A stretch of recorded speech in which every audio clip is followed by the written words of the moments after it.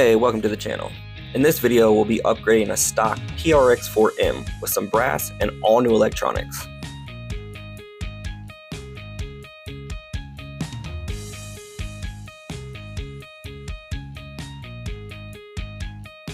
The first thing we're going to install is the skid plate.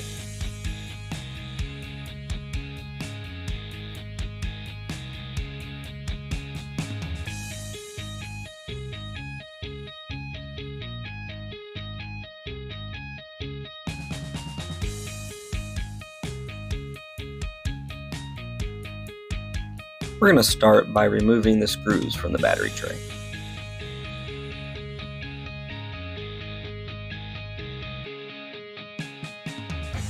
Next, remove all the screws that are attached to the skid plate through the chassis. There's also 2 screws on the bottom of the skid plate itself holding the links on.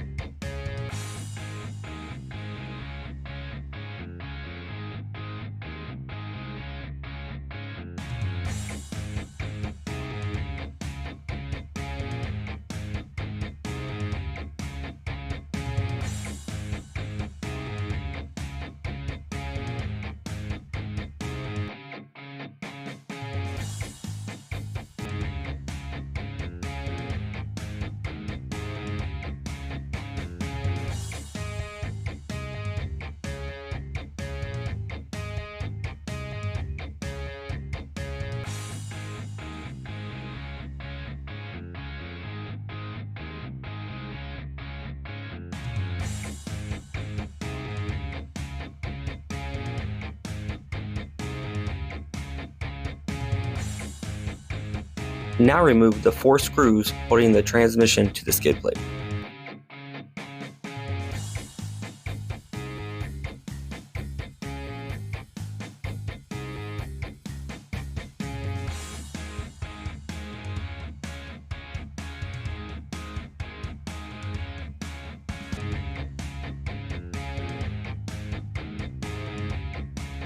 Now, the transmission, motor, and battery tray should all come out together.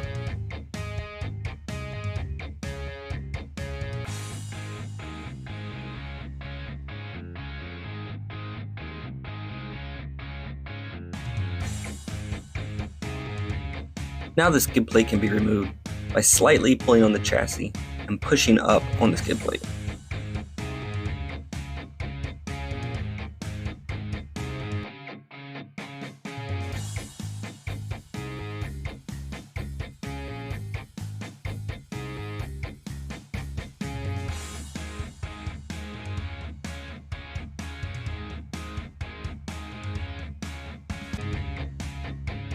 You can put the skid plate in by pushing it to one side and just snapping it down.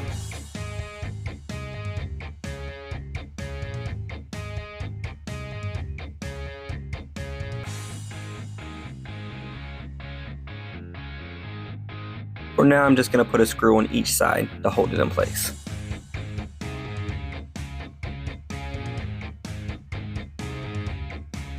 Next, I'll be installing the motor.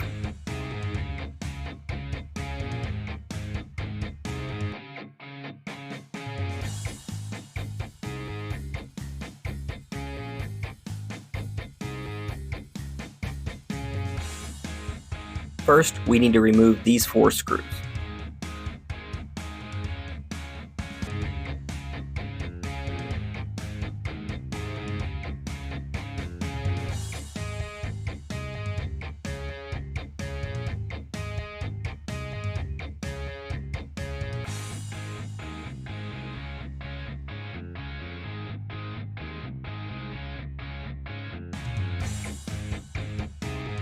We'll need to remove this set screw from this piece of the drive shaft.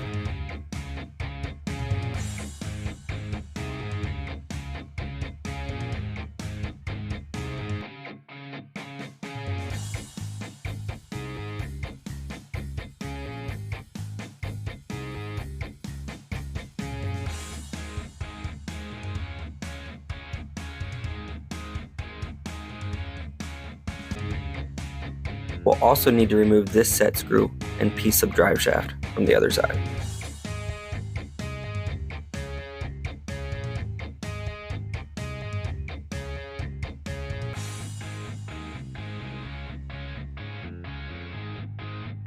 Now we can remove all the gears from the transmission.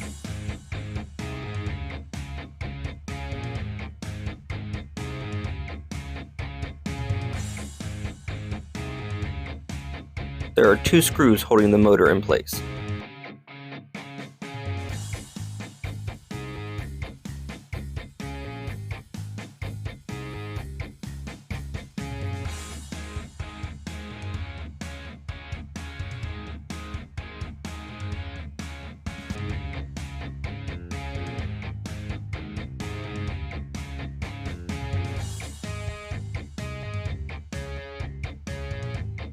Now we'll do the steps in reverse to put it all back together.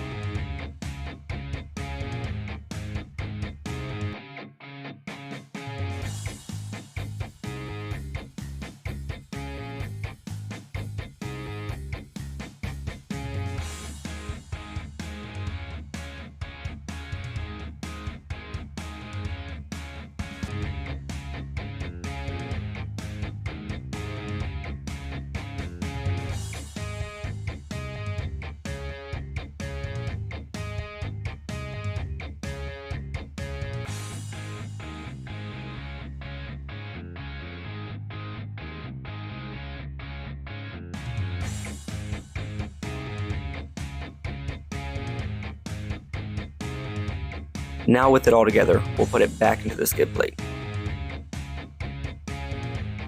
The transmission is mounted by these 4 screws.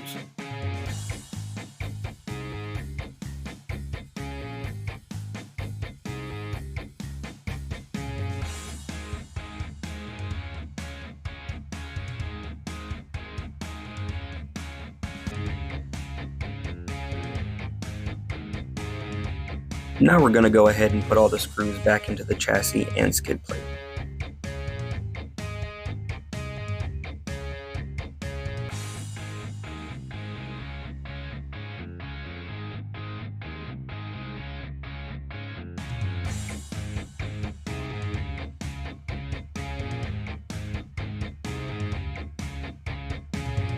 Next, we're going to do the shocks.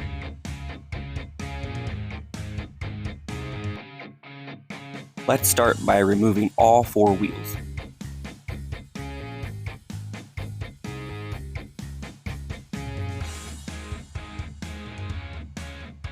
Now let's remove the top and bottom screws that are holding the shock in place.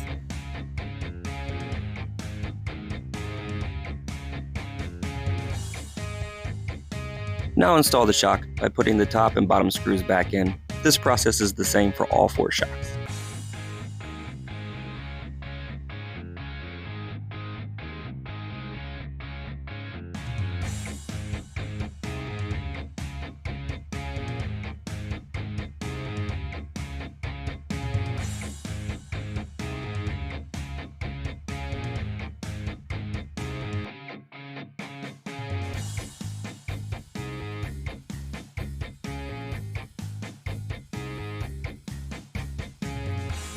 Out of the package, the shocks are kind of stiff, but after working them for a second, they feel really good.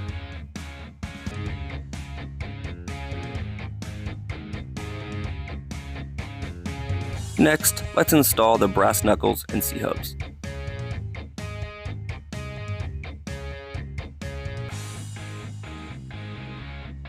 The knuckle is attached by 2 screws, one on top and one on the bottom. There's also a third screw attached to the steering arm.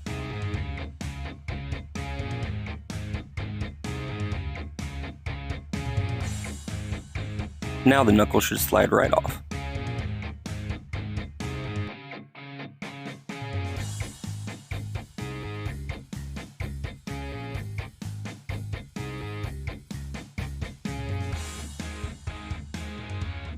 The C-hub is attached by these 2 screws.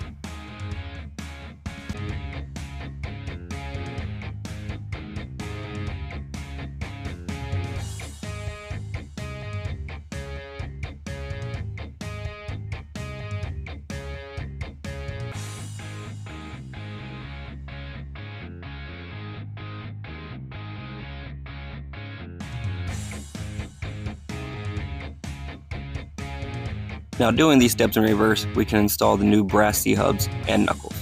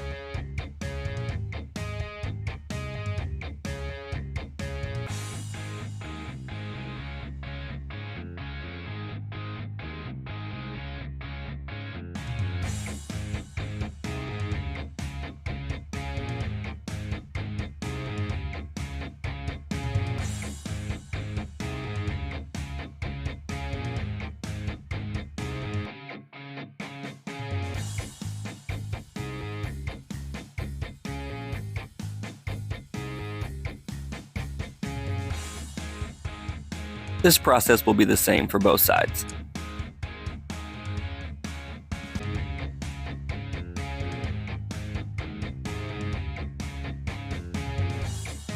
Next, let's install the brass diff covers. There are 4 screws on the back of the diff holding the cover on. For easier access, remove the screws from the skid plate that are holding the lower links in place.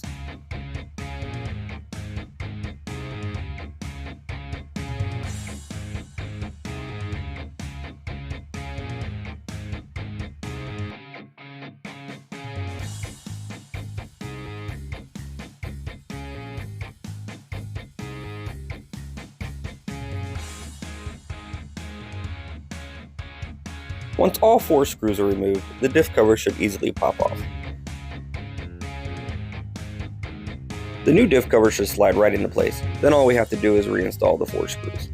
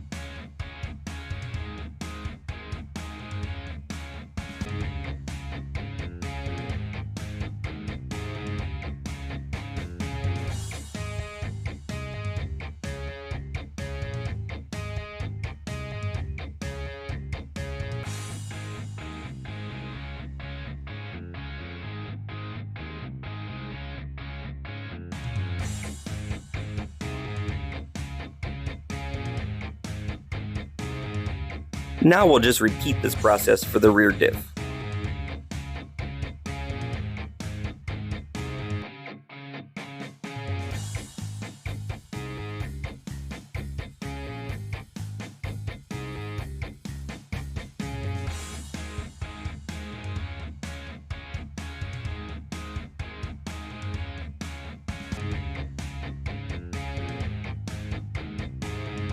Now, let's install the wheel weights.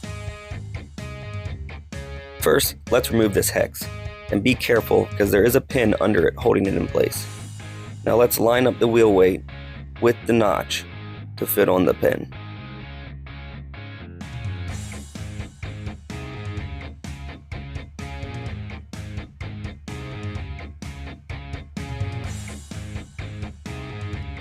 Now, we need to make the hole in the wheel a little bit bigger by drilling it out with the bit that came with the wheel weights.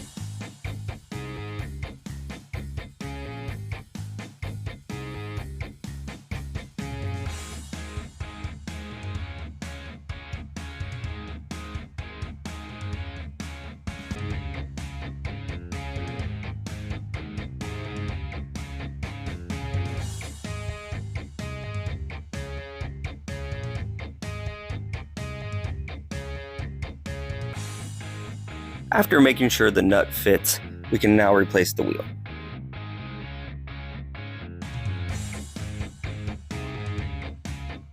This process will be the same for the other 3 wheels.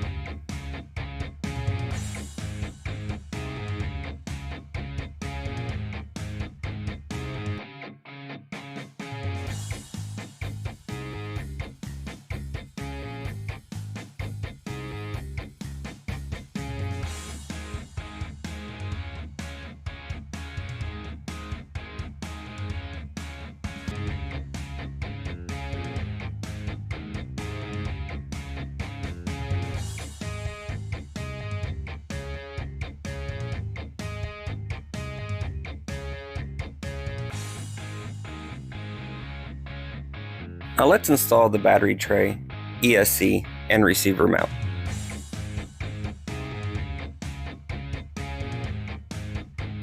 For this build, I'll be upgrading to a bigger battery. This determines the size of the post I use when assembling this mount.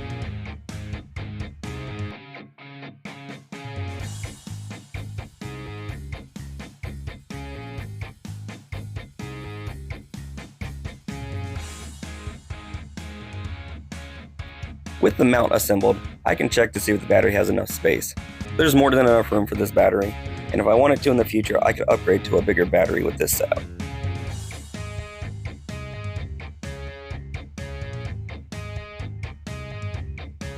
For this mount, these 2 screws need to be removed.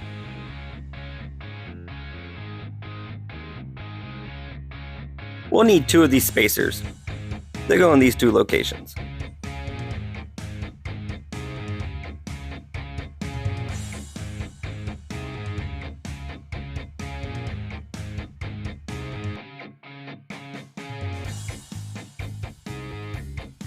Now with the lower part of the tray mounted, we can mount the top piece.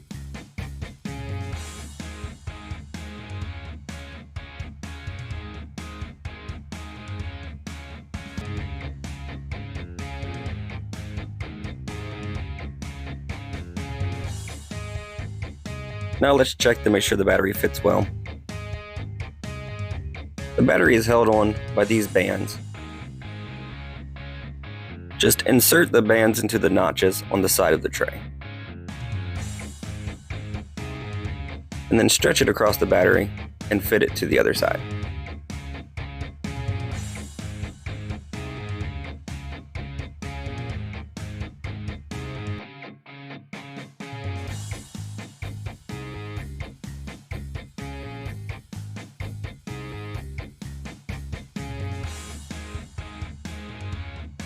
Now let's go ahead and remove the old ESC. It's held in by 2 screws.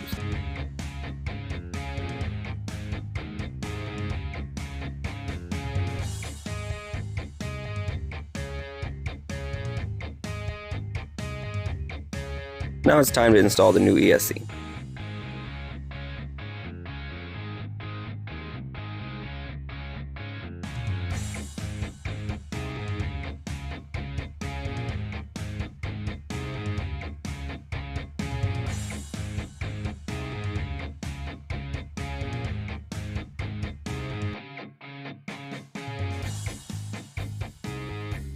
In the box is the ESC.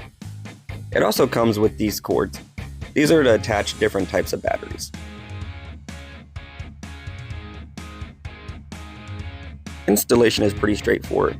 Most things are labeled on the ESC, so this would be for the motor. Next, we'll plug our servo into channel 1 on our receiver.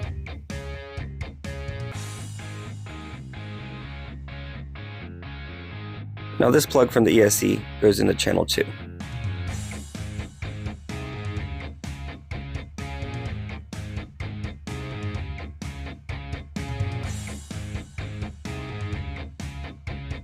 These are for the lights. We're just going to put this in channel 6.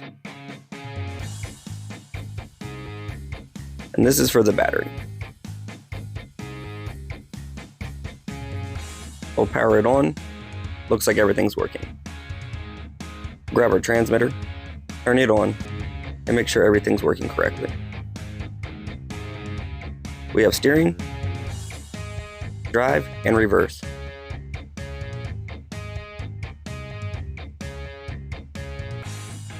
Now, there are some cons to using this setup. First one being, the ESC and receiver are up a little high, meaning it's going to add extra weight and may make the car roll over easier. But I'm hoping with all the brass we put on the bottom, it will counteract that and kind of just give it a smooth ride. If not, we'll just move the ESC back to its original spot and find somewhere lower for the receiver to be. One other minor issue with this setup is that if you use an aftermarket ESC and you have a light kit for this, I believe you'll lose the functionality of the brake lights and tail lights. I think they'll only work with the stock ESC. You can add lights, they'll just always have to be on, unless you add a toggle switch to turn them on and off, which we might do in a later video. Now it's time to take this thing out and give it a test drive. Right out the gate, the motor and ESC combo felt amazing. I was able to go super slow with a lot of throttle control, with no lag or latency.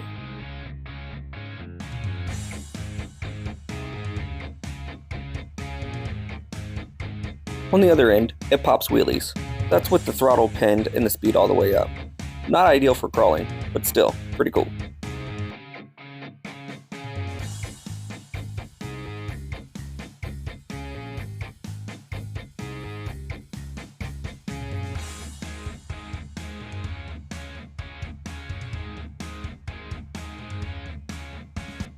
I made a makeshift course out of some random materials I had laying around.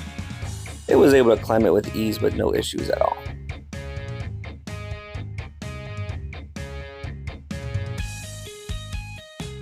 All in all, it felt really good, it handled great, and pretty much tackled everything I threw at it.